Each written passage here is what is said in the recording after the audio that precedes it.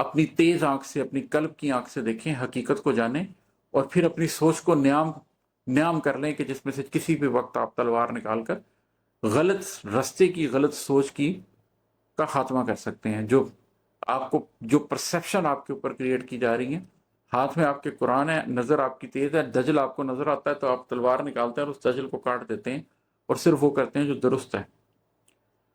اور ہے کہ میرا مزاج نہیں ہے کہ بے وجوہ رہوں، تو سنگ میل کا پتھر کرو یا بام کرو۔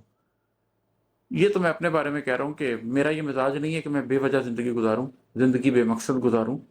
تو میں ایک سنگ میل بن سکتا ہوں لوگوں کے لیے کہ وہ مجھے دیکھتے رہیں کہ اس رستے سے گزرا جا سکتا ہے، اس رستے پہ پہلے بھی کوئی گزرا ہے، میں لوگوں کے لیے سنگ میل کھڑے کر سکتا ہوں۔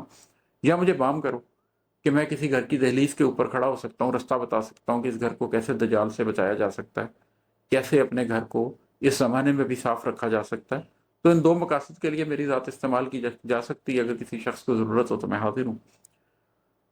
عماد آج سر شام اس قدر سچ کو اگر بیان کیا ہے تو جاؤ آپ کرو۔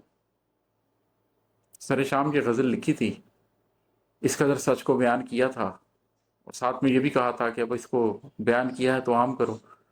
تو اگرچہ میرا مزاج نہیں تھا لیکن کیمرہ سامنے رکھ لیا ہے، میری خواہش بھی نہیں تھی لیکن کیمرہ سامنے رکھ لیا ہے، اور اب اس سوچ کو عام کرنے کی کوشش کر رہا ہوں۔ امید ہے کہ زیادہ سے زیادہ لوگوں تک سوچ پہنچے گی۔ اگر آپ کو بھی یہ بات سمجھ آئے تو زیادہ سے زیادہ لوگوں تک پہنچانے کی کوشش کریں۔ شاید کچھ لوگوں کو، شاید زیادہ لوگوں کو بات سمجھ آ جائے، اور ہم اس نظام دجل سے بچ کر زندگی کے کسی ایسے رخ کو اختیار کر سکیں کہ اللہ کے سامنے سرخرو ہو کر پیش ہوں۔ بہت شکریہ۔ السلام علیکم۔